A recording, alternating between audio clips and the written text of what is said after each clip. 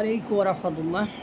বর্তমান সময়ের সবচেয়ে সাহসী যে রাজনীতিবিদ, তার নাম হলো আমজনতার তারেক।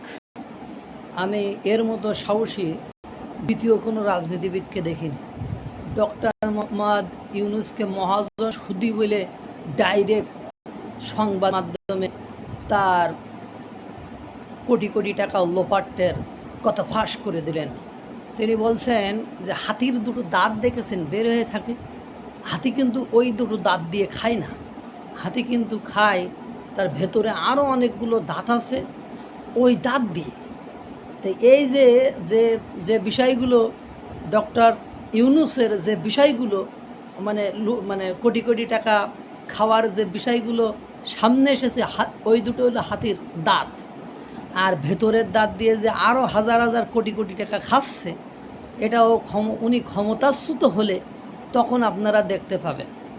চিন্তা করেন যে তাম তারেক এই কথা। আর কয় লিটমাস দিয়ে দেখলাম এ ডক্টর ইউনূস এ কোনো সংস্কার করতে পারবে না, এ সংস্কারের ঢোল বাজাচ্ছে, কোনো সংস্কার আজ পর্যন্ত করতে পারেনি। যেমন হাট ইজারা দেখেন না, সচিবালয়ে ছাত্রদেরকে বসিয়ে সচিবালয়টা একেবারে জকা খিচুড়ি জায়গাতে পরিণত করেছে। চিন্তা করেন।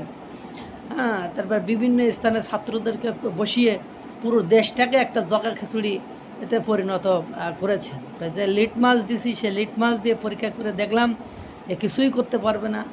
এখন অনুরোধ করছি যারা আর সে বিএনপি হোক, জামাত হোক, এনসিপি হোক, যেই মনে করেন আপনার চাঁদাবাজি করতে যাবে, যেখানে পাবেন গণধুলাই দিয়ে তাদেরকে একেবারে সাইজ করে ফেলবেন। তাহলে এখন বর্তমান সময়ে যেখানে মাওলানা মুফতিরা মানে ইউনূস নামা নিয়ে ইউনূসের প্রশংসা করে পঞ্চমুখ, তারা ইউনূস ছাড়া আর কিছুই বোঝে না, ইউনূস তাদের জানের জান, প্রাণের প্রাণ। ইউনূস ছাড়া তাদের কোনো গতি নাই।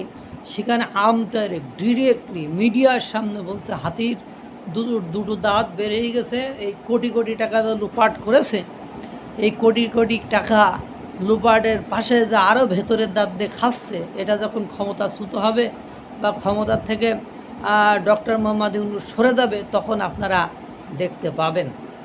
একেই বলে সাহসী রাজনীতিবিদ। ক্ষমতায় যে থাকে তার বিরুদ্ধে যে কথা না বলতে পারে, সে কিভাবে সাহসী রাজনীতিবিদ হয়? ক্ষমতায় যে থাকে তার বিরুদ্ধে যদি আপনি সাংবাদিকতা না করতে পারেন, তাহলে আপনি কিসের সাংবাদিক? ক্ষমতায় যে থাকে তার বিরুদ্ধে যদি আপনি অন্যায়ের প্রতিবাদ না করতে পারেন, তাহলে আপনি কিসের সাংবাদিক? এই হলো এরই বলে রাজনীতিবিদ। আম তারেকরে আপনারা যতই আম বলে ছোটো ছোটো ভাবেন, সে অন্যায় করে না। কারণ তার বিরুদ্ধে সে দেখেন না, পিনাকি ইলিয়াসের একদম আন্ডারপ্যান পর্যন্ত খুলে দিয়েছে।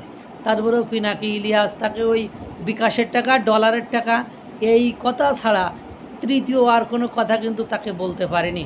আর পিনাকি ইলিয়াস খবরবাজ, ওগুলো ফাজিল, ওদের কথা এখন আর মানুষ খায় না। বড় জোর বলবে রয়ের এজেন্ট। তো বাংলাদেশে সবাই রয়ের এজেন্ট, ওই কুত্তা দুটো ছাড়া বাংলাদেশে আর কেউ নেই যারা রয়ের এজেন্ট না। মানে ভারত রয়ের এজেন্ট। নাগরিক টিভি একটু আগে দেখলাম যে নাজবুল সাকিব নাগরিক টিভি ও একটা কথা বলছে যে আমেরিকার সদস্যরা কেন গোপনে জামাতের সাথে বৈঠকে বসছে, একথা বলাই কমেন্ট বক্সে বড় বাহিনী দেখছেন লিখছে শালা তুই রয়ের এজেন্ট। ও রয়ের এজেন্ট, মানে যে যা হবেন আমরা সকলে রয়ের এজেন্ট। মানে পিনাকি ইলিয়াস, জামাত আর এনসিপি ছাড়া বাংলাদেশে যারা আছে সবই রয়ের এজেন্ট। আম তারেক রয়ের এজেন্ট, নুরু রয়ের এজেন্ট, মানে কথা সে সব রয়ের এজেন্ট। এত রয়ের এজেন্ট হয়েও ওদের কিছু করতে পারতেছে না। তাহলে চিন্তা করেন যে এরা কত শক্তিশালী। যাই হোক, আম তারেক একেবারে ডক্টর ইউনূসের আমসালা সব মানুষের সামনে প্রকাশ্যে এনে দিলেন। জাতি দেখলো, শুনলো, বাকিটা আরও দেখবে, শুনবে। আল্লাহ তাআলা সকলকে ভালো রাখুক, সুস্থ রাখুক।